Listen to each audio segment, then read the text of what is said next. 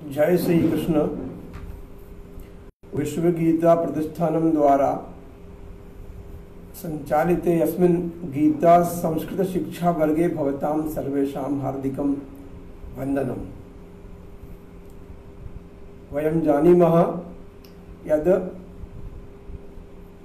गीतायाः श्लोकानां पदच्छेद अन्वयं वयं कृत्वा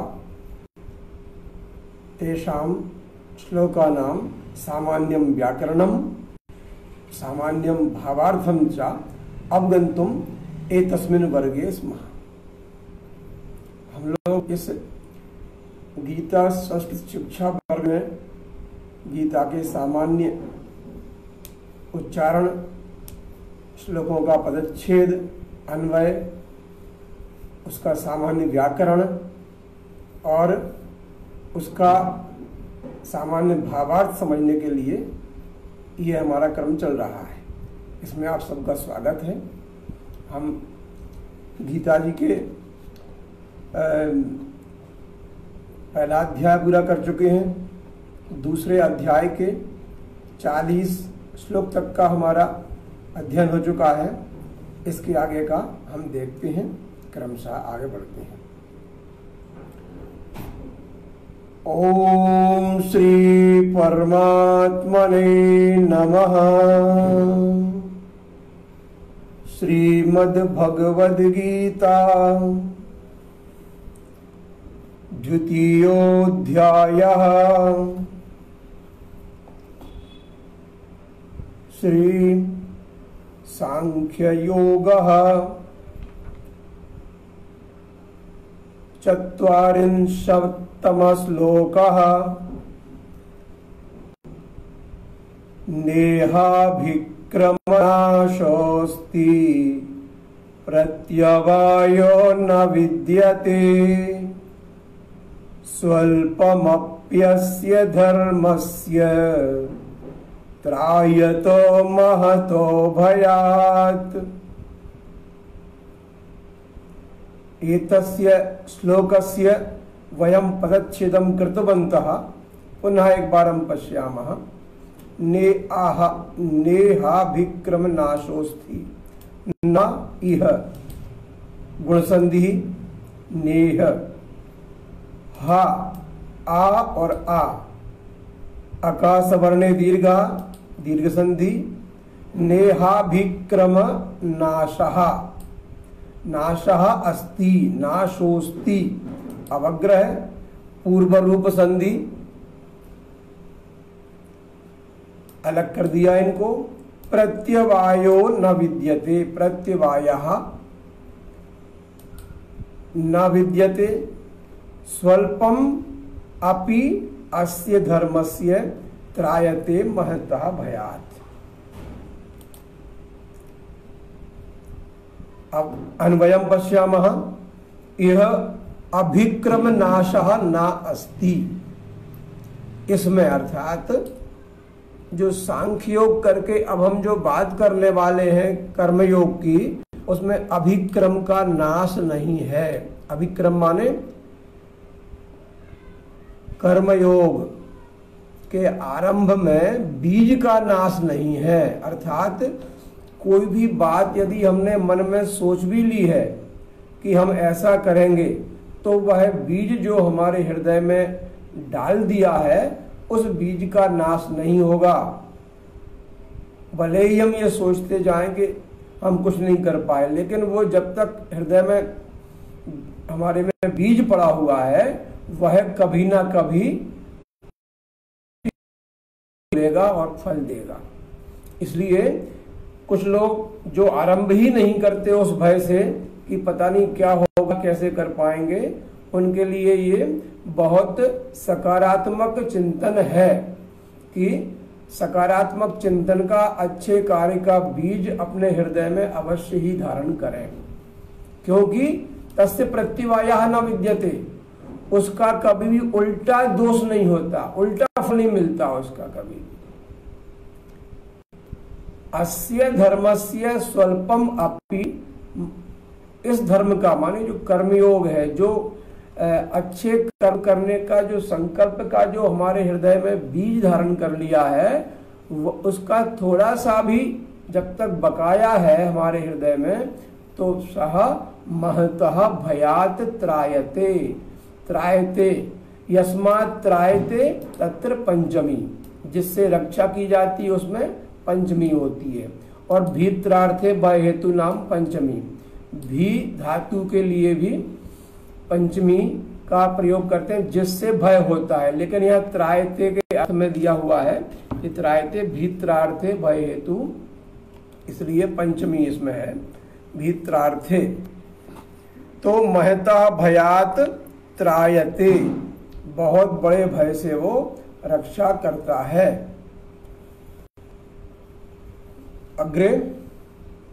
अग्रिमा श्लोक, व्यवसायात्मिका बुद्धि एकेह कुरु नंदन,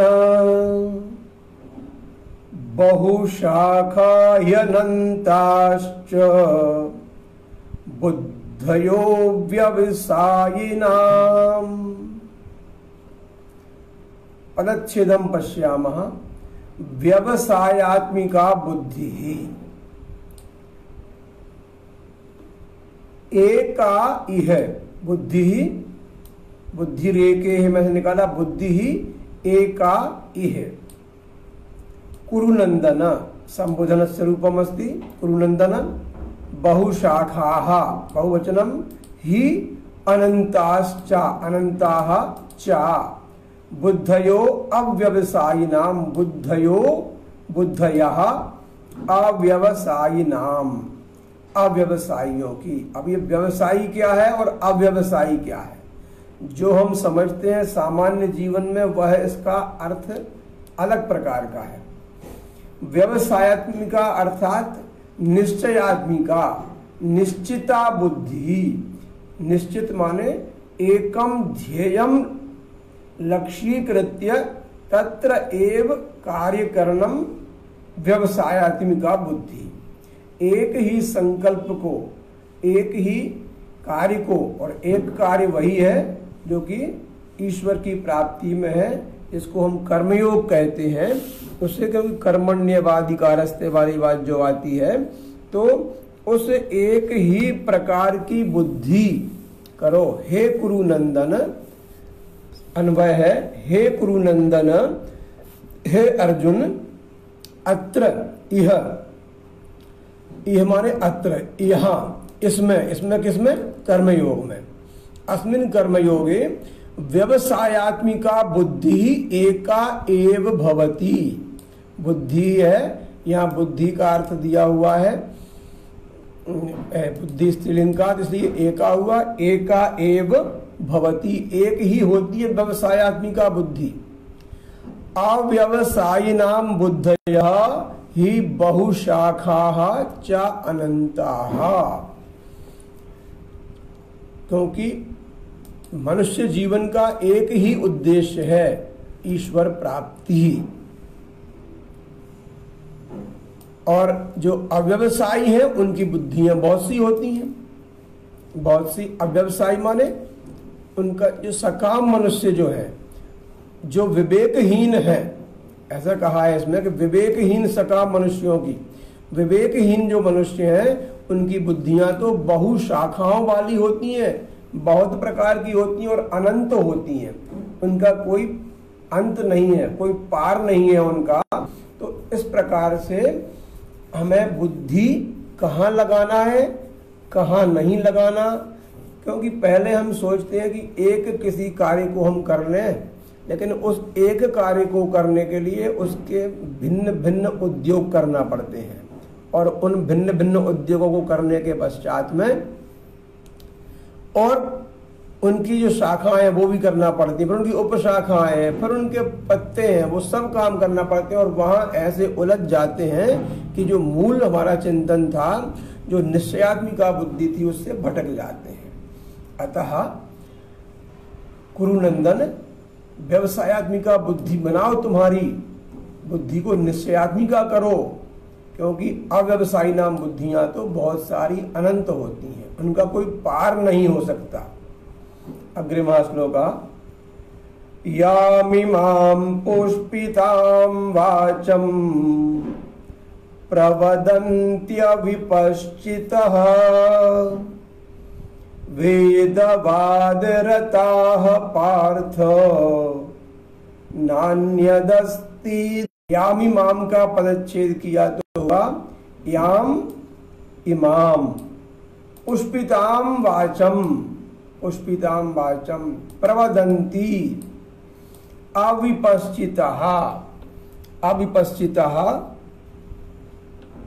प्रवदन्ति ई का या बन गया है तो आ अलग कर दिया, यण संधि है।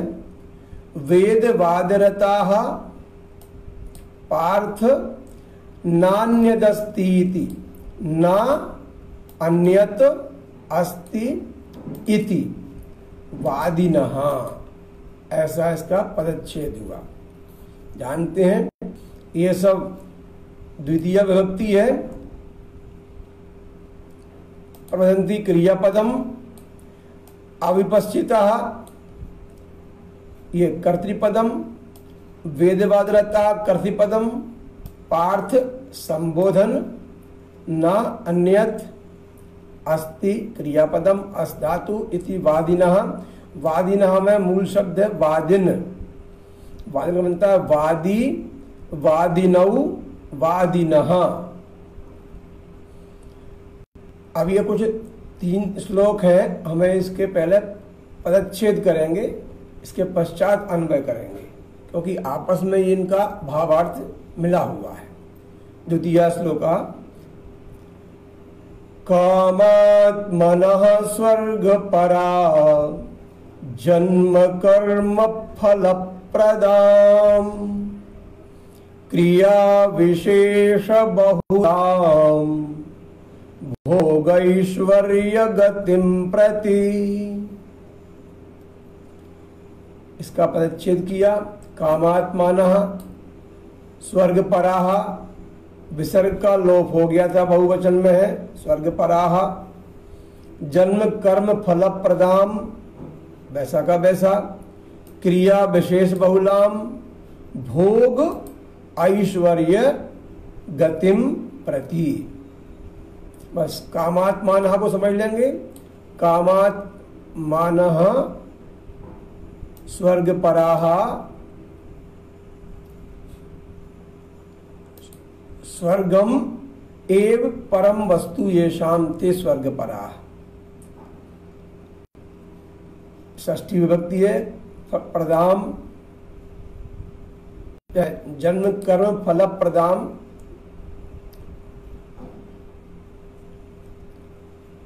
अगला श्लोक है भोगैश्वर्य प्रसक्तानां तयापहृत चेतसां व्यवसायात्मिका बुद्धिः समाधौ न विधीयते। पदच्छेदं कृतः भोग ऐश्वर्य प्रसक्तानां, भोग और ऐश्वर्य से में जो प्रसक्त हैं, आसक्त हैं। पद एक ही है, हम उसको पढ़ने की दृष्टि से अलग अलग कर लिया है। भोग ऐश्वर्य को संधि विच्छेद करने की आवश्यकता नहीं थी, लेकिन फिर भी हमने इसलिए किया कि पढ़ने में समझ में आसानी आ जाए। तया अपहृत चेतसाम व्यवसायात्मिका बुद्धि समाधौ न विधीयते। सरल है पदच्छेद तीनों का। अब इनका अन्वय तीनों का एक साथ में करना पड़ेगा। स्क्रीन उतनी है, सीमाएं हैं। तो पार्थ, हे पार्थ, हे अर्जुन, कामात्मानः, कामात्मानः अर्थात ये कामनाम कुर्वन्ति ते, कामात्मानः काम में जो लगे हुए हैं, जो आसक्ति में लगे हुए हैं, विभिन्न इच्छाओं में लगे हुए हैं, जो विभिन्न भोगों में लगे हुए हैं, वे वेदवादरताः, वेदवादरताः माने जो वेद में कहा है कि ऐसा कार्य करिए, ये यज्ञ करिए, उसका फल ये मिलेगा, ऐसा कर्म करिए, उसका फल ऐसा होगा, इस प्रकार से जो वेदों के प्रशंसक हैं, अर्थात जो वेदों की ही बात करते रहते हैं, वे लोग स्वर्ग पराह, जो बताते हैं कि इन कार्यों के करने से स्वर्ग की प्राप्ति होगी, स्वर्ग ही परम साधन है। स्वर्ग प्राप्ति के लिए बहुत से जो मार्ग बताते हैं, वे सब लोग क्या बताते हैं कि अन्यत ना अस्ति, अन्यत ना अस्ति, और कुछ नहीं है। मतलब स्वर्ग वाले बोलते हैं स्वर्ग ही सब कुछ है। वेदवादरता, जो वेद की बात करते हैं, वो बोलते हैं कि वेद ही सब कुछ है, वेद का वचन ही मानिए। और जो भोगवादी है वो कहते हैं कि भोग, आसक्ति, इच्छा की पूर्ति ही सब कुछ है, बाकी कुछ नहीं है। ये तीन प्रकार के लोग इसमें बताए गए हैं, वेदवादरता, कामात्मानः और स्वर्ग पराः। अन्यत ना अस्ति, और कुछ नहीं है। इति वादिनः, ऐसा वाद, वद माने बोलना, वद माने कहना, तो वादी माने कहने वाला, वादी अर्थात कहने वाला, तो वादी, वादिनौ, वादिनः, वादिन शब्द का बहुवचन है। इति वादिनः, ये कहने वाले। अविपश्चितः, अविपश्चितः माने विपश्चितः अर्थात विवेकी जन, विवेकी लोग विपश्चित, और अविपश्चित माने ना विपश्चितः, ये ते अविपश्चिता, अविवेकी ना, वे अविवेकी। इमाम,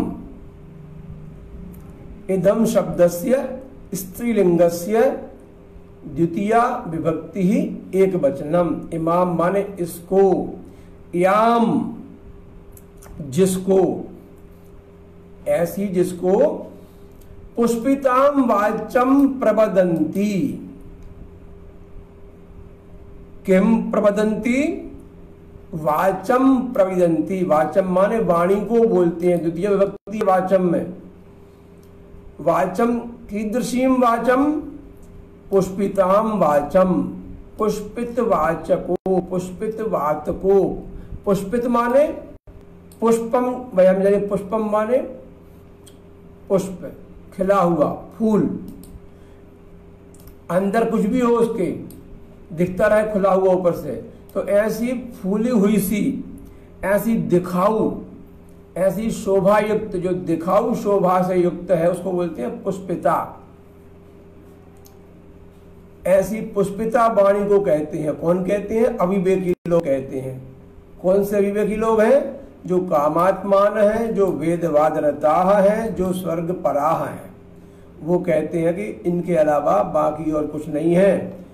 जन्म कर्म फल प्रदाम, जन्म और कर्म का जो फल है उसको देने वाली, जन्म कर्म फल प्रदाम, और भोग ऐश्वर्य गतिम प्रति, भोग और ऐश्वर्य की प्राप्ति के लिए क्रिया विशेष बहुलाम, क्रिया विशेष बहुत सी क्रियाओं को बताती है। बहुत सी क्रिया के, ऐसा क्रिया करने से ये हो जाएगा, ये क्रिया से ये हो जाएगा, ऐसी क्रिया विशेष बहुलाम।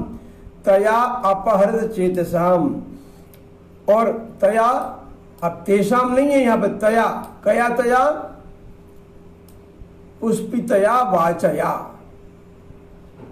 तया पुष्पितया वाचया, उस पुष्पित वाणी के द्वारा अपहृत चेतसाम, जिनका चित्त हर लिया गया है, वे अपहृतम चेता येषाम ते, जिनका चित्त हर लिया है वे, भोग ऐश्वर्य प्रसक्ता नाम, भोगे ऐश्वर्य चा प्रसक्ता ये तेषाम, जो भोगों में और ऐश्वर्य में प्रसक्त हैं, आसक्त हैं, उनका, उन व्यक्तियों का।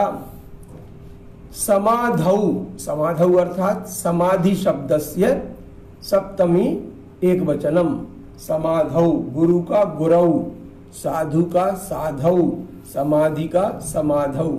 समाधि का भी यहाँ पर बड़ा विशेष महत्व है। इसमें दो चीजें हैं, समाधि, समा और धी। तो समाना धिया यस्य सह समाधि, जिसमें समान धी होती है। समान धी माने बुद्धि, समान माने समता। बस गीता जी की यही बात सबसे प्रमुख है, समता वाली बात। और तो सब में सब कुछ कहा गया है। गीता में एक ही मूल रूप से कहा गया है कि समता त्याग सिखावनी हरि मुख की वाणी।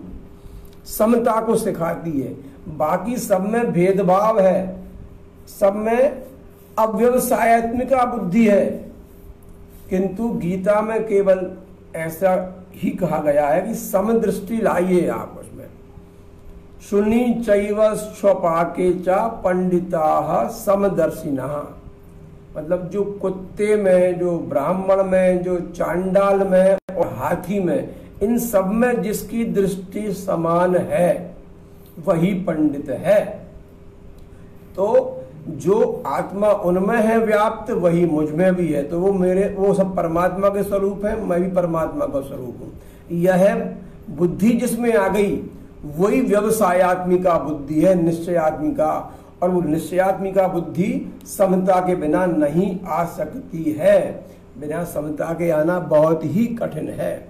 अतः समता, गीता से यदि कुछ हमको सीखना है, समझना है और ग्रहण करना है तो सबसे पहले समता अर्थात समानता, भेदभाव का अभाव, किसी भी प्रकार के भेदभाव का अभाव, चाहे वो लिंग संबंधी भेदभाव हो, वचन संबंधी भेदभाव हो, चाहे वो सामाजिक भेदभाव हो, आर्थिक हो, व्यावसायिक हो, राजनीतिक हो, कैसे भी हैं, जातिगत हो, योनिगत हो, सभी प्रकार के भेदभावों से परे जो है वो समता है। तो ऐसी बुद्धि को ही समाधि कहते हैं। ऐसी बुद्धि जब आ जाती है तब वही समाधि कहलाती है। तो ऐसे समाधौ, उस समाधि में व्यवसायत्मिका बुद्धि न विधीयते, व्यवसायत्मिका बुद्धि जो है वो नहीं होती है। कौन की?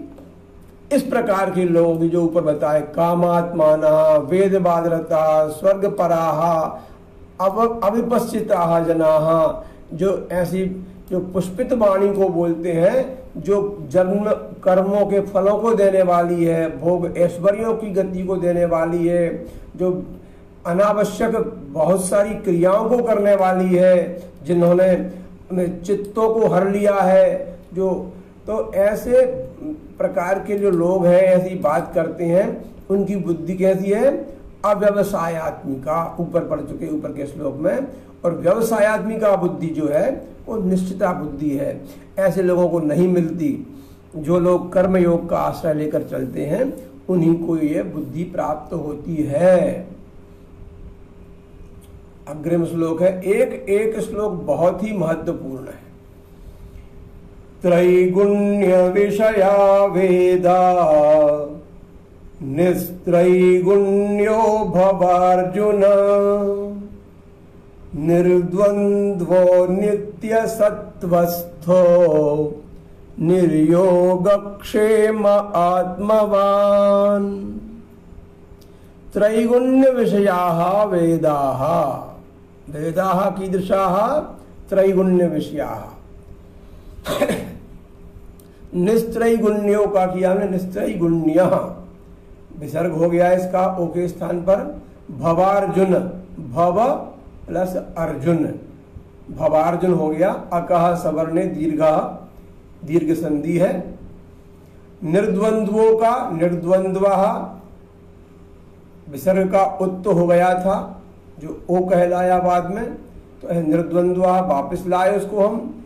नित्य सत्वस्थो, तो नित्य सत्वस्थः निर्योगक्षेमः आत्मवान, ये प्रथमा विभक्ति के ही है। केवल ये द्विवचन बहुवचन के दो शब्द हैं, बाकी ये क्रियापद है। भव अर्जुन संबोधन का पद है।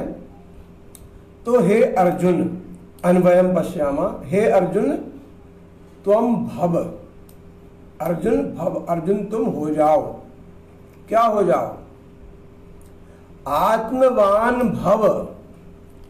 आत्मवान अर्थात स्वयं हो जाओ, अर्थात स्वाधीन हो जाओ, स्वतंत्र हो जाओ, अपने अंतःकरण वाले हो जाओ, आत्मविश्वासी हो जाओ। कीदृशः? निर्योगक्षेमः। आत्मवान भव, उसमें भारतीय जीवन बीमा निगम का ध्येय वाक्य है, योगक्षेमम वहाम्यहम्। उसमें भारतीय जीवन बीमा निगम के जो मोनो है उसमें 2 हाथ रहते हैं, 2 हाथ में आपका जीवन है और वो लिखा हुआ है नीचे योगक्षेमम वहाम्यहम्। वो भी गीता से ही लिया गया है। तो योग अर्थात और क्षेम अर्थात, इन दोनों का बड़ा गहरा अर्थ है। योग अर्थात जो अप्राप्त की वस्तु है उसका नाम योग है। अप्राप्त की प्राप्ति जो है, मतलब जो हमें प्राप्त नहीं हुआ, क्या नहीं हुआ प्राप्त? योग। योग माने ईश्वर की कृपा, ईश्वर से संबंध हमारा। और क्षेम अर्थात कुशलता, क्षेम अर्थात जो प्राप्त हो गया है उसकी रक्षा। तो प्राप्त वस्तु की रक्षा क्षेम है और जिसको प्राप्त करना है उसका नाम योग है। तो तुम्हें ना प्राप्त करने की वस्तु योग है और जो कुछ प्राप्त हो गया उसका नाम क्षेम है। तो ऐसे जो छोटे छोटे कामों में आपने जो अपनी ऊर्जा खर्च कर रखी है, ऐसे मत बनो, योगक्षेम वाले मत बनो, निर्योगक्षेम बन जाओ, बिना योगक्षेम वाले के। हमें उस परमात्मा से अपना योगक्षेम नहीं चाहिए, तो अपने आप हो जाएगा, इतना विश्वास तो हमको हो। तो एवं हे अर्जुन तुम निर्योगक्षेम आत्मवान भव, और कैसा हो? सत्वस्थः। सत्वस्थ अर्थात जो सत्व है, सत्व क्या है? मूल चीज जो है, मूल क्या है? आत्मा है, परमात्मा है। उसको जानने के लिए उसमें स्थित हो जा। कब? सुबह या शाम को नहीं, नित्य, प्रतिदिन, निरंतरम, हमेशा। फिर क्या होगा उससे? निर्द्वंद्व भविष्यति, निर्द्वंद्व हो जाएगा। निर्द्वंद्व अर्थात ना हर्ष की चिंता ना शोक की चिंता। निस्त्रैगुण्यः भव, माने तीनों गुणों से परे। तीनों गुण कौन कौन से हैं? सत्व रज तम, एते त्रयः गुणाः सन्ति निस्त्रैगुण्यः भव अर्जुन। क्यों? कौन से त्रैगुण है? कि त्रैगुण्य विषयाः वेदाः, जो वेद हैं वो तीनों गुणों की बात करते हैं। वेदाः यथा सत्वमयी सृष्टि, रजोमयी सृष्टि और तमोमयी सृष्टि। सत, रज और तम, एतेषां त्रयाणाम गुणानाम वर्णनम कुर्वन्ति वेदाः। वेद कह रहे हैं कि 3 गुणमय है संसार। कई प्रकार से किया है। तुलसीदास जी ने कहा है कि जड़ चेतन गुण दोषमय विश्व कीन करतार। तो ऐसे ही वेद जो है वो 3 गुणों से युक्त है, सत्य, रज और तम से। किंतु त्वम निस्त्रैगुण्यः भव, निर्द्वंद्वः भव, नित्य सत्वस्थः भव, निर्योगक्षेमः भव, आत्मवान भव। आत्मवान हो जाओ, ये सब होना पड़ेगा तुमको, तब कुछ हो पाएगा। अगला श्लोक है 46वां। यावानर्थ उदपाने सर्वतः संप्लुतोदके तावान् सर्वेषु भूतभेदेषु ब्राह्मणस्य विजानतः। यावान अर्थ छेद किया तो यावान अर्थः उदपाने,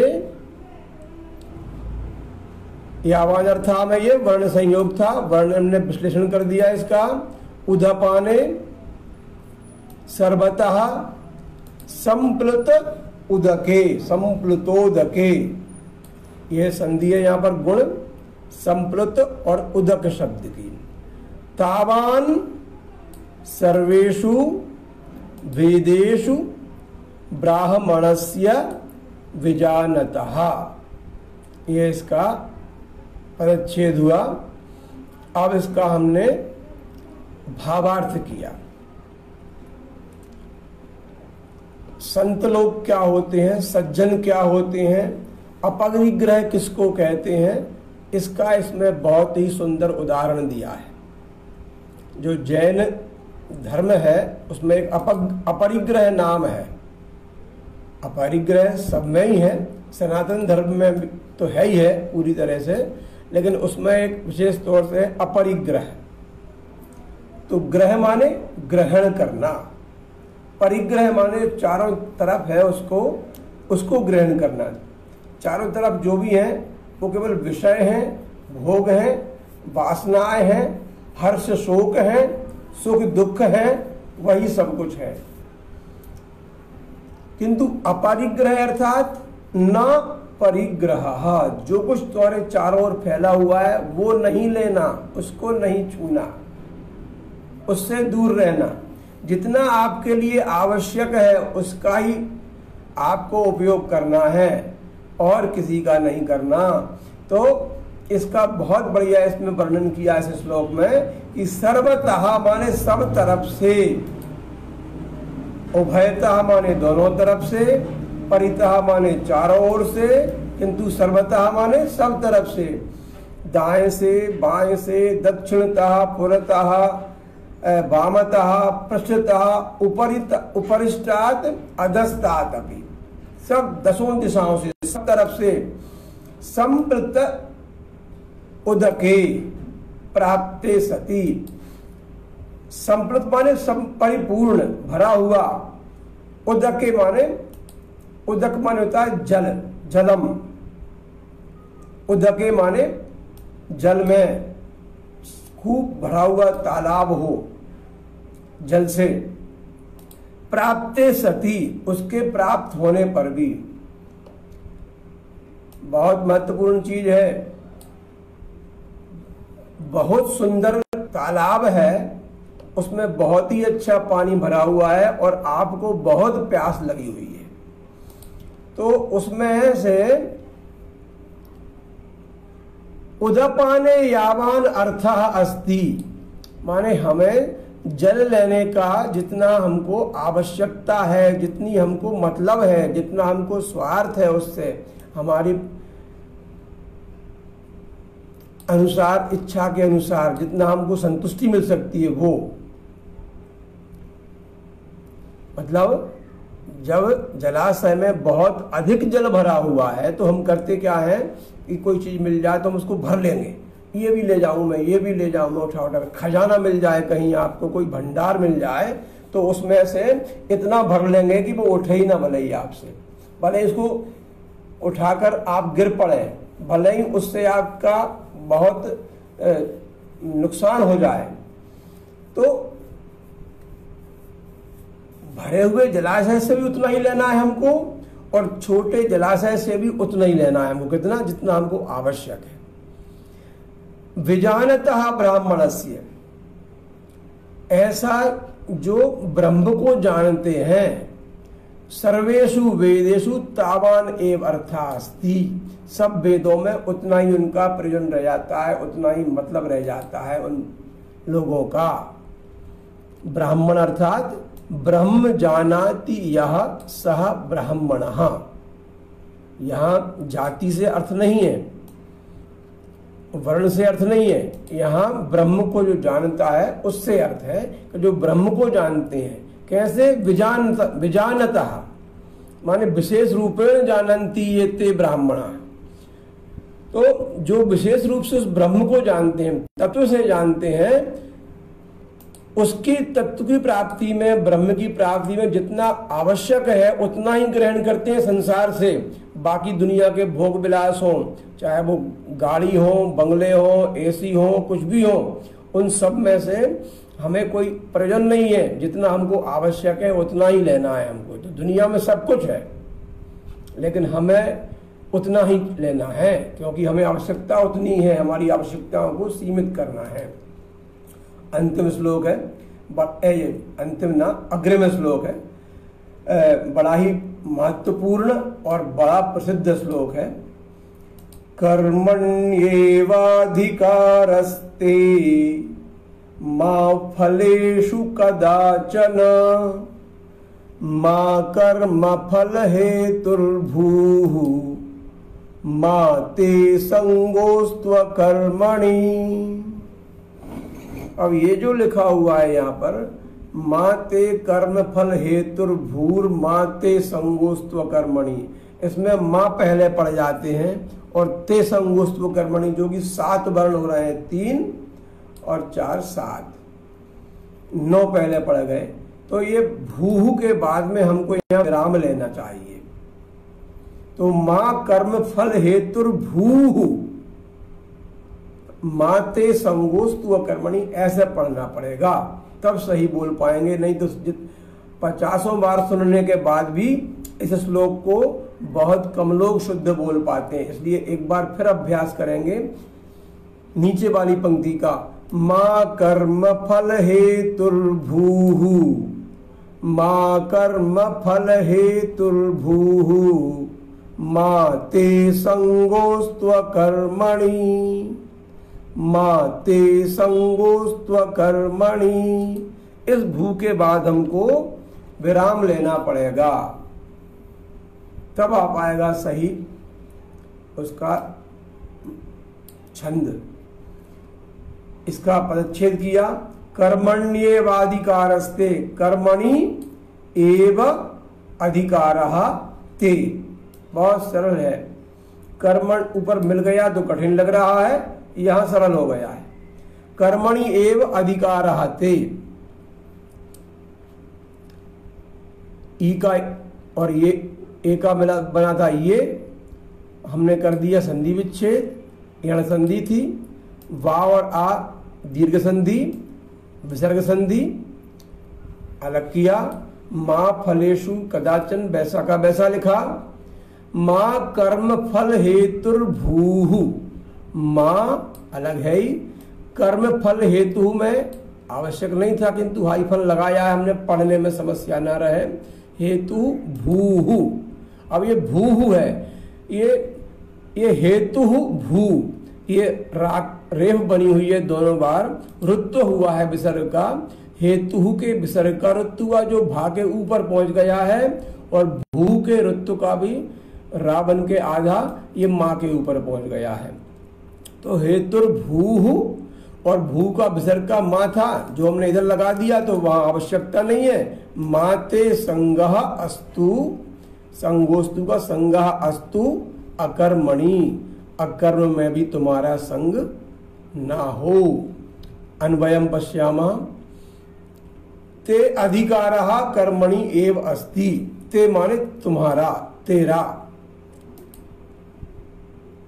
मम आवयो अस्माकम और मे नौ नः, ऐसे ही तव युवयो युष्माकम, उसका तब का ये ते बनता है, षष्ठी विभक्ति है, एक वचन है। तेरा युष्मत शब्द का, कर्मणि ये सप्तमी एक वचन है, कर्म शब्द का कर्मन शब्द है, कर्मन कर्मणि बनता है। एव, इसको अच्छे समझेंगे श्लोक को कि कर्मणि जो है वो कर्मन शब्द है, कर्म कर्मणि कर्माणि, कर्म कर्मणि कर्माणि, सप्तमी अधिकरण में आता है कर्मणि, कर्म में, एव, एव अर्थात ही, अधिकारः, अधिकारः अस्ति। फलेषु, फलों में, कदाचन मां, कभी भी नहीं, फल में अधिकार नहीं है, कर्म करना ही है हमारा काम। कृषक जो होता है वह केवल बीज बोता है, जुताई करता है अपने खेत की, किंतु फसल आएगी या नहीं आएगी यह ईश्वर के हाथ में है। जो कीटनाशकों से और किस किस प्रकार से, मौसम की मार से, वर्षा से, ओलों से, तुषार से बचेगी तब वो आएगी, फिर चोर डाकुओं से बचेगी तब आएगी, फिर सत्कार्यों में खर्च होगी तो हमारे काम की है, वो नहीं तो गई। तो फलेषु कदाचन माँ कर्म, इसलिए कर्म फल हेतु माँ भूहु, कर्म फल का हेतु मत बन, भूहु माने मत हो, तेरा अकर्मणि संगः माँ अस्तु, और तेरा अकर्म में भी संग ना हो। अब सोच लिया कि भाई जब कर्म करने की बात कर रहे हैं, फल की बातें नहीं कर रहे, तो फिर कर्म ही क्यों कर रहे हैं? हम नहीं कर रहे कर्म, जब फल ही नहीं मिलना हमको तो कर्म क्यों करें? ये भी गलत बात है, क्योंकि बहुत से कर्म ऐसे हैं जो तुझे करना ही पड़ेंगे। श्वास लेना ही पड़ेगी, निद्रा लेना ही पड़ेगी, भोजन जल ग्रहण करना ही पड़ेंगे, उनके बिना रह ही नहीं सकते। तो जो सांसारिक शरीर जो है, इस शरीर के निर्वहन के लिए तो आपको इनका आश्रय लेना पड़ेगा। जब आश्रय लेना पड़ेगा तो उसके लिए काम भी करना पड़ेगा। इसलिए अकर्मणि अपि तब आसक्ति ही ना भवतु, बिना कर्म करने में भी तेरी आसक्ति ना हो, कर्म तो करना ही है। अतः अधिकार अस्ति। अगला, अब कर्म करना है तो कैसा करना है कर्म? अगला श्लोक बोलते हैं, योगस्थः कुरु कर्माणि संगम त्यक्त्वा धनंजय सिद्ध्य सिद्ध्योः समो भूत्वा समत्वम योग उच्यते। छेद किया, योगस्थः कुरु कर्माणि, बहुत सरल है इसका। संगम त्यक्त्वा धनंजय सिद्धि असिद्ध्योः। अब यहाँ ये ध्यान रखें कि ये धा और दा दोनों आधे हैं, ये तीन वर्णों का संयोग है, दा का, धा का और या का। और या में फिर ओ की मात्रा और विसर्ग है, तो विसर्ग, ओ की मात्रा और या, तीन, दो, पांच वर्णों से मिलकर ये एक शब्द जैसा बन रहा है। संस्कृत में ये विशेषता है। अब चूंकि फॉन्ट में ये सुविधा नहीं है इसलिए ऐसा लिखना पड़ा है हमको, लेकिन उसका तरीका लिखने का अलग होता है थोड़ा। या भी अलग प्रकार का आता है उसमें, और दा में धा लग जाता है, बीच में से या बन जाता है इस प्रकार से। तो सिद्ध्य सिद्ध्योः अलग कर दिया, सिद्धि और असिद्धि में। समः भूत्वा, समः, ये समता की बात फिर आई। गीता में जगह जगह समता की बात आएगी।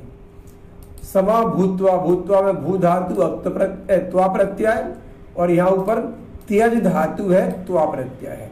समत्वम योग, योगः उच्यते, योगः उच्यते, कहा उच्यते? योगः उच्यते, योग कहा जाता है। किम? समत्वम, इतनी बात है। समत्वम सब चीज में, चाहे वो हम आसन कर रहे हों तो जब तक पूरे शरीर की, हमारे अंग अंग में समता, समान स्थिति नहीं आ जाती तब तक ठीक से नहीं बैठ पाते। प्राणायाम करने के पश्चात जब तक प्राणापान व्यान समान, उदान का भाव समान नहीं हो जाता तब तक नहीं बैठ पाते। तो ये सब चीजों में समता लाना है हमको। ऐसे समता के लिए बहुत प्रयत्न करना पड़ता है। ऐसा नहीं है कि कोई ने बोल दिया, एक बार सोच लिया और आ जाए। ये सबसे कठिन चीज है, और कहो तो 10-20 जन्मों में भी ना आ पाए। इसके लिए निरंतर प्रयत्न करना है, क्योंकि हम भी, हमारा आत्मा अजर अमर है। इसने लाखों जन्म ले लिए हैं और लाखों करोड़ों जन्म लेना है, इसलिए निरंतर प्रयत्न करना है। तो योगः उच्यते, तो योगा किम उच्यते, किसको योग कहते हैं? समत्वम योगः उच्यते। कीदृशः भूत्वा, समः भूत्वा, समान होकर जब करेंगे तो समत्वम योग कहलाया जाएगा। कैसे? कस्मिन् कयोः समः भूत्वा, तो सिद्धि असिद्ध्योः, सिद्धि में और असिद्धि में, सिद्धेहे असिद्धेहे च समः भूत्वा, सिद्धि असिद्धि में समान हो जाएंगे तो वो समता कही ले जाएगी। कैसी? हे धनंजय, धनंजय संगम त्यक्त्वा, संगम अर्थात जो आसक्ति है वह संग है, उसके साथ रहने की जो कामना है वह संग है। तो तम संगम त्यक्त्वा, उस संग को, उस आसक्ति को छोड़िए। सिद्धि असिद्ध्योः, सिद्धि और असिद्धि में, सप्तमी विभक्ति द्विवचनम, सिद्धौ असिद्धौ च सिद्ध्य सिद्ध्योः, समः भूत्वा, समान होकर, समान बुद्धि वाला होकर, योगस्थः कुरु कर्माणि, योगस्थ होकर कर्म कर। योगस्थ माने योग, कौन सा योग? कर्म योग, कर्तव्य कर्म करना है, वही योग है। योगस्थः कर्माणि कुरु, क्योंकि समत्वम एव योग योगः उच्यते, समत्व ही योग कहलाता है। भर्तृहरि ने कहा है अपने नीति शतक में कि मध्यम लोग कार्य को बीच में छोड़ देते हैं, किंतु उत्तमाः विघ्ने पुनः पुनः आगते सति अपि पूर्णम कृत्वा एव ब्रह्मन्ति, विघ्नैः पुनः पुनरपि प्रतिहन्यमाने प्रारब्धमुत्तम जनाः न परित्यजन्ति। तो उसमें समभाव से अगर लगे रहेंगे तो सिद्धि मिल जाए तो भी ज्यादा खुशी नहीं होने वाली, असिद्धि मिल जाए तो भी ज्यादा दुख नहीं होने वाला। इसलिए अपना काम कर रहे हैं, हमारी ड्यूटी कर रहे हैं। हमसे पहले भी संसार चल रहा था, हमारे बाद भी संसार चलता रहेगा ऐसा ही, इसमें कहीं कुछ ज्यादा होने वाला नहीं है। सबकी गति अपनी अपनी है, बस हमको अपनी ड्यूटी करना है, अपना काम करते जाएं, पूरे मन से करते जाएं। थोड़ा सा ही सोच के नहीं करना, पूरी समझना है गीता को, पूरे समझेंगे तो ही हम काम के रह पाएंगे। अगर अधूरा समझ के थोड़ा सा पढ़ने के बाद, समझने के बाद हमने उसको एक आध चीज को फॉलो करना शुरू कर दिया तो लोग हमें पागल भी कहेंगे और हम भी कहीं के नहीं रह पाएंगे, हम हो जाएंगे अल्पज्ञानी। अल्पज्ञानी विनश्यति।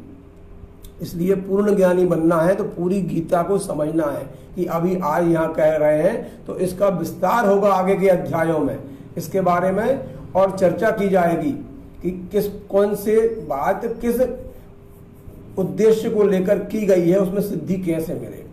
अग्रिम श्लोक है, दूरेण ह्यवरम कर्म बुद्धि योगात् धनंजय बुद्धौ शरणमन्विच्छ कृपणाः फलहेतवः।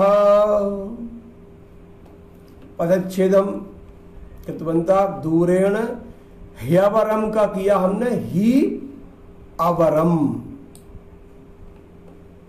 कर्म बुद्धि योगात् धनंजय, बुद्धि योगात् धनंजय बुद्धौ शरणम अन्विच्छ, अन्विच्छ को किया अनुधन इच्छ, आवश्यकता नहीं थी किंतु किया इसलिए कि उ और ई की संधि समझ जाए, उ और ई से वा बन गया है, अन्विच्छ कृपणाः फलहेतवः, कृपणाः फलहेतवः सन्ति।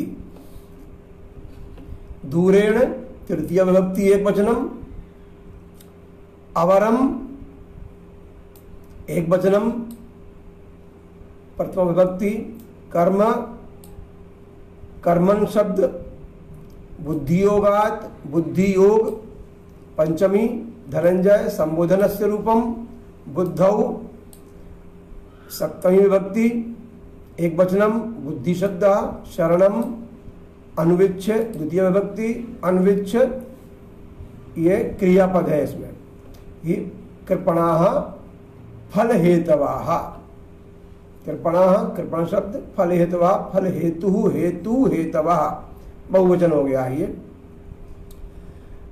अन्वयः बुद्धि योगात कर्म दूरेण अवरम। बुद्धि योगात कस्मात बुद्धि योगात, समत्व रूप बुद्धि योगात। जो समत्व रूप बुद्धि योग है उससे कर्म दूरेण अवरम। जो कर्म है, कर्म कौन सा, यह बात है सकाम कर्म की, अब निष्काम कर्म की बात नहीं है, ये कर्म की है। कर्म दूरेण बहुत दूर है और बहुत ही अवर श्रेणी का है, निचली श्रेणी का है, निम्न श्रेणी का है। बुद्धि योगात कर्म दूरेण अवरम। हे धनंजय, अतएव हे धनंजय, बुद्धौ शरणम अन्विच्छ। इसलिए तू बुद्धि की शरण में जा। बुद्धि कौन सी, समत्व बुद्धि की शरण में। जब समत्व होगा तो फिर क्रोध भी नहीं आएगा, समत्व होगा तो फिर हिंसा की प्रवृत्ति ही नहीं आएगी, समत्व होगा तो वाणी में कटुता ही नहीं आएगी, समत्व होगा तो स्वकीय परकीय भावना ही नहीं आएगी। इसलिए अन्विच्छ, उसमें उसको जानो, अनु इच्छ माने इच्छा करो, अनु माने पीछे से उसको ढूंढो, समझने का प्रयास करो। क्योंकि फल हेतवः कृपणाः, जो फल के हेतु से जो कर्म करने वाले हैं वे तो कृपण हैं। कृपण माने अत्यंत दीन है, दुखी है, अत्यंत शोचनीय है, बहुत ही कृपा के पात्र हैं। वो तो कौन, जो फल हेतु से करते हैं। अरे हमारा ये कर्म है, हमें करना चाहिए कर्म। जैसे माता अपने पुत्र के लिए ऐसा कार्य करती है कि ना तो वह बच्चा बोलता है उसका, फिर भी बिना बोले बहुत सतर्कता के साथ में उसकी सभी इच्छाओं को पूर्ति करती है। कहीं भी वो थोड़ा ही आवाज आ जाए, गिर पड़े बच्चा, तो तुरंत दौड़कर जाती है माँ और उसको ठीक करती है। कुछ खाने पीने की चिंता बच्चा भूल जाता है, लेकिन माँ समय पर देती है उसको, बिना किसी प्रकार के फल के आश्रय के। वहां फल नहीं है कि बच्चा मेरा बड़ा होगा मुझे भोजन देगा इसलिए करूंगी मैं। तो वो जो काम करती है वो करती है ममता बशात, उसको काम को करवाने में मोह, एक पुत्र की ममता, बच्चे का एक जो वात्सल्य है वह काम करवाता है सभी के लिए। तो फल की इच्छा से नहीं कर रहे, बड़े होने के बाद भले फल की इच्छा करें कि हमने इस दिन के लिए पाले पोसे थे क्या, आज हमको आप 2 समय का भोजन नहीं दे रहे, हम तरस रहे हैं, बीमार हो गए हैं, उपचार नहीं करवा रहे, चिकित्सा नहीं हो रही। तो ये उसके लिए नहीं किया उन्होंने सहज भाव से किया है उस समय। चाहे उनकी मजबूरी ये कहें कि उनमें ममता थी इसलिए किया, अथवा ये कहें कि उन्होंने प्रेमवश किया, अथवा ये कहें कि उनकी उसमें आसक्ति थी इसलिए किया, लेकिन वो फल की इच्छा से नहीं किया उस समय। जो बचपन में बच्चे का जो लालन पोषण किया, पालन पोषण किया, वह एक स्नेह के वशीभूत होकर अपने कर्तव्य कर्म को समझ के ही किया। चाहे वह बच्चा कुरूप हो, चाहे वो स्वरूप हो, चाहे वो अंगहीन हो, चाहे वो अधिकांग हो, विकलांग हो, कैसा भी हो, उसमें कहीं भी किसी प्रकार के फल की अपेक्षा नहीं थी। बस ये था कि बच्चा सुखी रहे हमारा। वैसे ही अब जो शुरू से ही ये सोच लें कि मुझे बच्चे को इसलिए पालन पोषण कर रहे हैं कि ये हमको आगे फल देगा, इस प्रकार का सुख देगा, या हमें अमुक वस्तु की प्राप्ति कराएगा, तो वह गलत है। क्योंकि जो उसको करना है बड़े होकर वो तो करेगा। यदि उसमें संस्कार होंगे, कोई तुम्हारा पुराना लेना देना नहीं होगा पिछले जन्म का, तो वह तुम्हारे काम भी आ सकता है। अगर पुराना कुछ और हुआ तो सब प्रकार के अच्छा देने के बाद भी सकता है काम नहीं आए। तो इसलिए फल की इच्छा से यदि काम किया है तो परिणाम में दीनता आएगी, दरिद्रता आएगी, कमजोरी आएगी आपकी। लेकिन आपने ड्यूटी से किया है तो आप ये कहेंगे हमारा काम था, हमने कर दिया, अब तुम्हारा काम है, तुम्हें भोजन देना है तो दीजिए, नहीं देना मत दीजिए। मेरा काम मैंने किया, इसलिए मैं तो अपने आप में संतुष्ट हूं। तो जो फल की इच्छा करते हैं वे अत्यंत दीन हैं, अत्यंत कृपण हैं, वो दया के पात्र हैं। इसलिए फल की इच्छा से कभी कहीं कोई कार्य नहीं करना चाहिए। अग्रिमः श्लोक, आज का अंतिम श्लोक है। बुद्धि युक्तो जहातीह उभे सुकृत दुष्कृते तस्माद् योगाय युज्यस्व योगः कर्मसु कौशलम्। पदच्छेद किया। बुद्धि युक्तः जहाति इह, अलग कर दिया इह को, उभे सुकृत दुष्कृते, एक ही पद है, द्विवचन है। तस्मात् योगाय युज्यस्व, तस्मात् अलग किया, योगाय युज्यस्व योगः कर्मसु कौशलम। अब योगः कहाँ अस्ति, इसकी परिभाषा दी गई है यहाँ पर बहुत बढ़िया कि योगः कर्मसु कौशलम, कर्मों में कुशलता ही योग है। वो योग है, ये वो योग नहीं है केवल हाथ पांव हिलाने वाला। ये योग शब्द बना हुआ है युज धातु से। युज माने मिलना, जुड़ना। किसका किससे जुड़ना है, अब ये सोचने की बात है।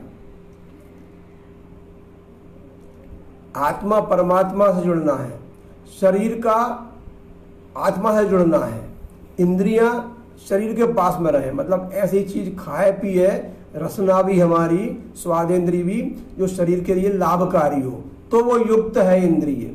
और नहीं तो उसने गलत खा लिया, शरीर बीमार हो गया, तो वो योग युक्त नहीं है, वो युक्त नहीं है। तो वो भी योग चाहिए हमको। आगे चर्चा होगी इन सब के बारे में। तो अभी समय समाप्त होने वाला है कि बुद्धि युक्तः सुकृत दुष्कृते उभे इह जहाति तस्मात् योगाय युज्यस्व। बुद्धियुक्ता कीदृशी बुद्धियुक्ता, समया बुद्धिया युक्ता, समान बुद्धि से युक्त। सुकृत दुष्कृते, सुकृत माने अच्छे और दुष्कृत माने बुरे। सुकृत माने अच्छे कार्य, दुष्कृत माने बुरे कार्य। इन दोनों से, सुकृत से मिलते हैं पुण्य और दुष्कृत से मिलते हैं पाप। इन दोनों पुण्य और पापों को उभे, दोनों को ही इह जहाती, यहां छोड़ देता है, जहाती। अत्र, यह माने अत्र, जहाती माने त्यजती, यहीं त्याग देता है, छोड़ देता है। यह माने इस लोक में, इस संसार में ही।